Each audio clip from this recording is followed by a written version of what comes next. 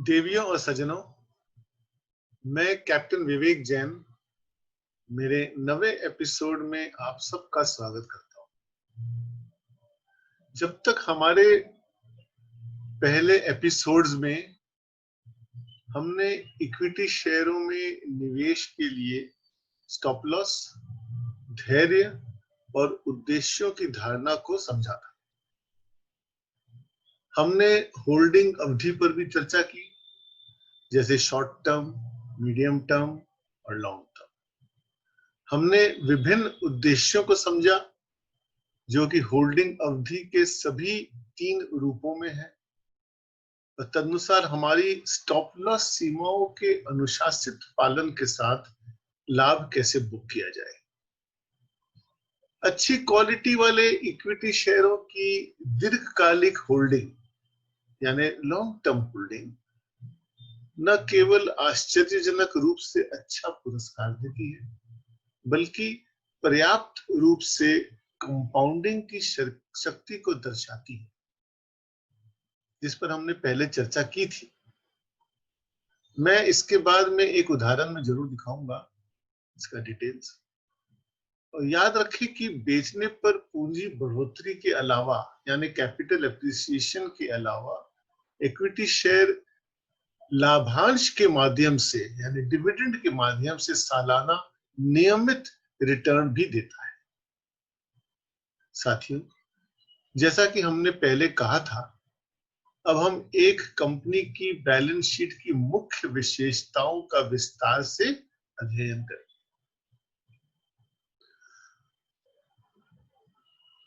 साथियों, मैं अपना प्रेजेंटेशन शुरू करता हूं। पहला आइटम है बैलेंस शीट।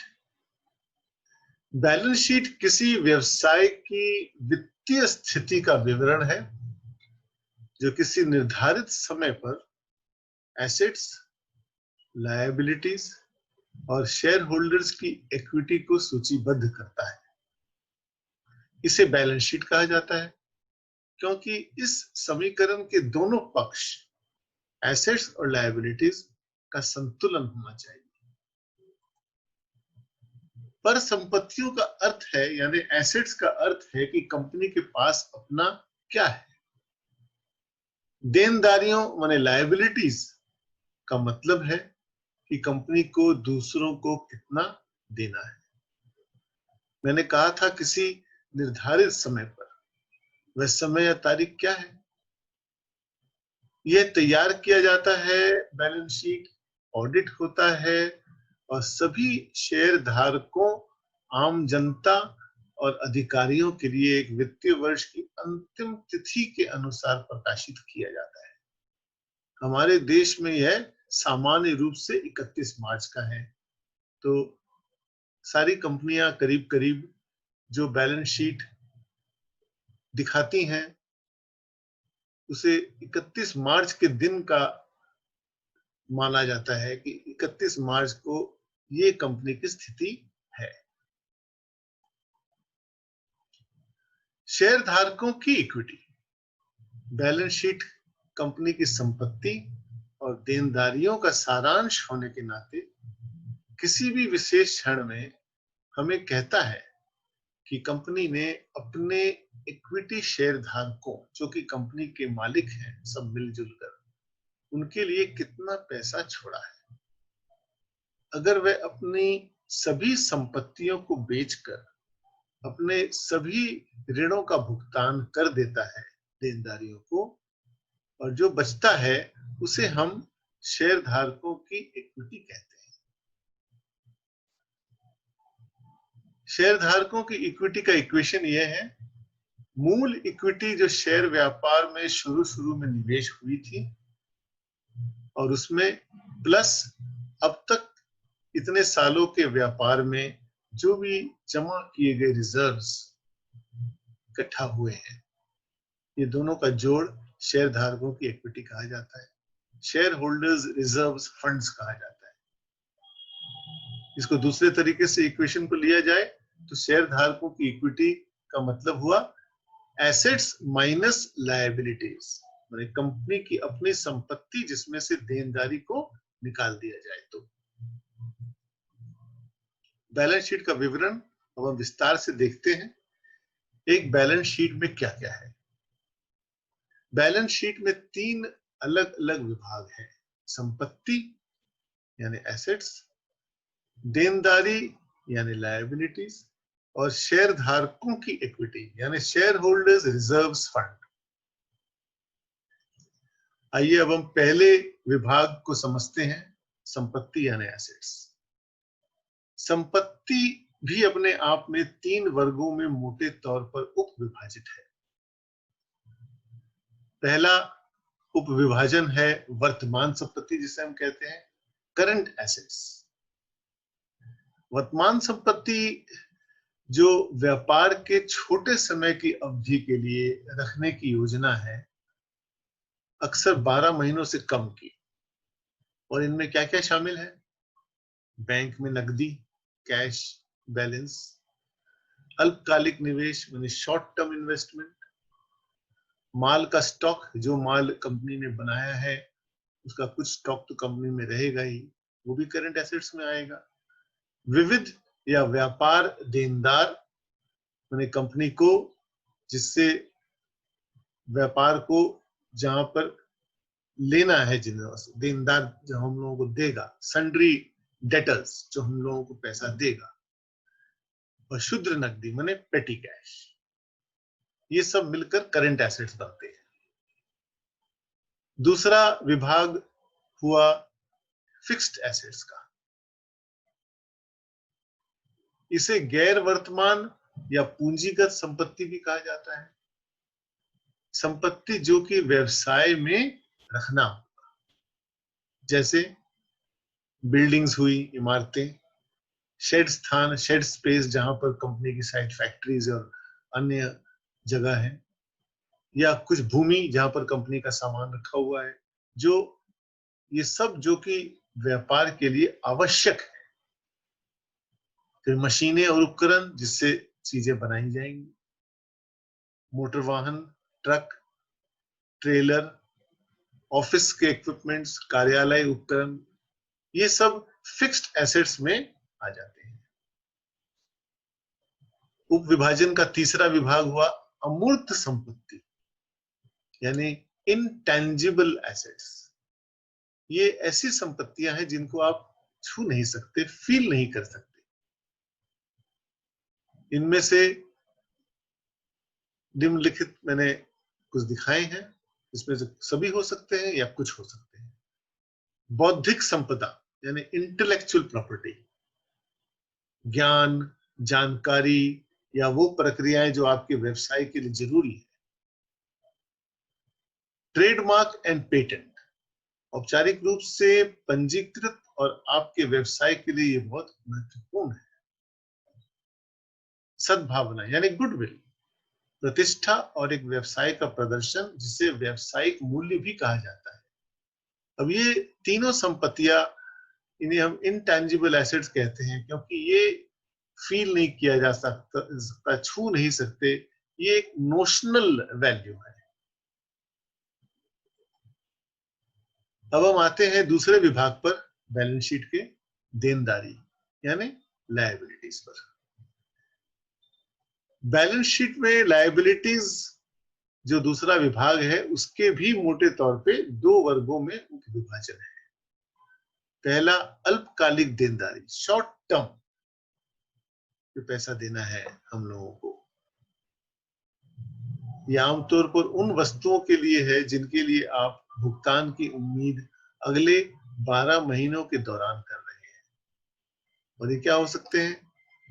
ओवरड्राफ्ट, कभी किसी बैंक से लिया हो या किसी फाइनेंशियल इंस्टीट्यूशन से लिया हो, शॉर्ट टर्म लोन लिया हो और ये बोल के लिया हो कि हम इसे जल्दी ही वापस कर देंगे।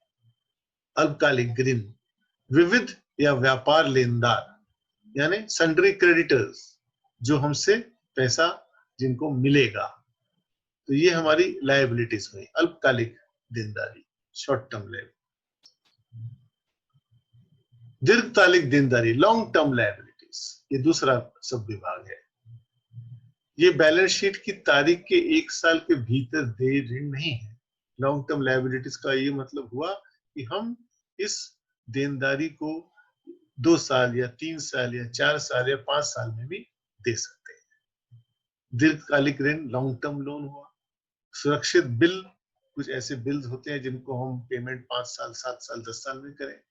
निदेशक के ऋण, जो बोर्ड ऑफ डायरेक्टर्स कंपनी को चला रहे हैं, जो कंपनी के प्रोमोटर्स हैं, वो भी अपने पास से कुछ पैसा ऋण पर कंपनी पे लगा सकते हैं। 12 महीने से अधिक में देनदारी वाले खर्च को दीर्घकालिक देनदारी में कहा जाता है। तीसरा विभाग बैलेंस शीट का, जैसा हमने बताया था, वो है शेयर धारकों की इक्विटी। यह एक व्यवसाय का अवशिष्ट हिस्सा है जो कुल संपत्तियों से कुल देनदारियों को घटाने के बाद सभी शेयर धारकों का है। यानी owners equity is equal to assets minus liabilities. उपलब्ध इक्विटी की मात्रा अब तक के व्यवसाय की समृद्धि पर निर्भर करती है, क्योंकि अगर व्यवसाय में जितने साल ये बिजनेस हुआ है उसमें डिविडेंड्स जितने दे दिए गए हैं और जिन डिविडेंड्स को हमने रखा था और उनसे हमने कंपनी के रिजर्व्स बिल्ड किए हैं, उनको हम शेयर होल्डर्स रिजर्व फंड कहते हैं।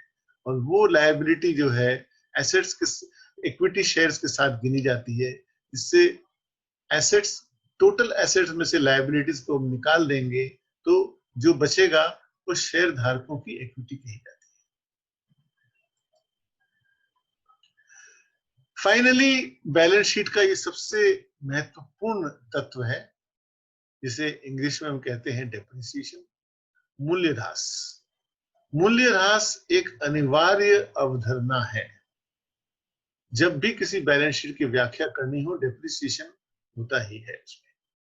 हर बार जब आपका व्यवसाय एक निश्चित संपत्ति यानी फिक्स्ड एसेट का उपयोग करता है, जैसे कार्यालय उपकरण हुआ, ऑफिस का कोई इक्विपमेंट हुआ, या वाहन, कोई मोटर व्हीकल हुआ, यूज करते करते, इस्तेमाल करते करते इनका कुछ मूल्य कम हो जाता है।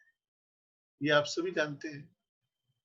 हमारे टैक्स के कानून के अनुसार कंपनी को हर संपत्ति पर कीमत का प्रसार कुछ वर्षों में करना जरूरी है, जिसके दौरान इसका उपयोग किया जा सकता है। जब कोई भी उपकरण या वाहन या कोई भी फिक्स्ड एसेट पूरी तरह से डेप्रिशिएट हो जाता है, 100% मूल्य ह्रास हो जाता है, तो फिर कंपनी विचार करती है कि हम एक नया खरीदेंगे, पुराने वाले को जो भी कीमत मिले उस पे हम उसको बेच देंगे। तो ये डेप्रिसिएशन एक बहुत महत्वपूर्ण तत्व है जो हर कंपनी को इसको अपने बैलेंस शीट में रखना पड़ता है। आवंटन, एलोकेशन, हर साल आवंटित वार्षिक लागत को संपत्ति की मूल्यह्रास लागत कहा जाता है। यह एक काल्पनिक आंकड़ा हो सकता है, लेकिन आमतौर पर मुनाफे से लिया जाता है और अलग से जमा रखा जाता है। जितना भी डेप्रिसिएशन, जितना भी हम मूल्यह्रास कैलकुलेट करते हैं, एलोकेट करते हैं कि इस साल इतना मूल्यह्रास है करीब करीब, उसे हम अलग से रख देते हैं, या तो रिजर्व फंड में रखेंगे या कोई और फंड में रखेंगे, जिससे जब उस उपकरण का डेप्रिसिएशन पूरा हो जाए, 100% हो जाए, तो हम इस फंड से पैसा निकालकर उसका रिप्लेसमेंट कर सकते हैं। हर विशेष संपत्ति के प्रतिस्थापन के लिए उपयोग किया जाना, ये इसका मतलब होता है। और डेप्रिसिएशन से इनकम टैक्स पर भी कुछ छूट दी जाती है। ये भी एक कंपनी को इंसेंटिव है। साथियों, अब तक आपने वक्तव्य जो हुए हैं हमारे अभी तक, उसका हम निष्कर्ष निकालें तो हमने बैलेंस शीट और उसके व्यापक तत्वों की मुख्य विशेषताओं पर काफी चर्चा की है। यथा समय हम व्यवहारिक समझ के लिए कुछ कंपनियों की वास्तविक बैलेंस शीट का भी अध्ययन करेंगे। हमारी अगली कड़ी में हम एक कंपनी के लाभ और हानि खाते यानी प्रॉफिट एंड लॉस अकाउंट की मुख्य विशेषताओं को भी सीखेंगे। देवियों और सज्जनों, यदि आपको ये चर्चा दिलचस्प लगी है तो कृपया इस चैनल की सदस्यता लें अगर आपने अब तक नहीं ली। इससे आपको हमारे सारे एपिसोड्स ठीक समय पर दिखेंगे। प्रदान किए गए जगह में अपनी टिप्पणियां और प्रश्न भी डाल दें। मैं उन सभी प्रश्नों का उत्तर देने का प्रयास करूंगा। आपसे फिर जल्द ही मिलते हैं। आपका दिन शुभ हो।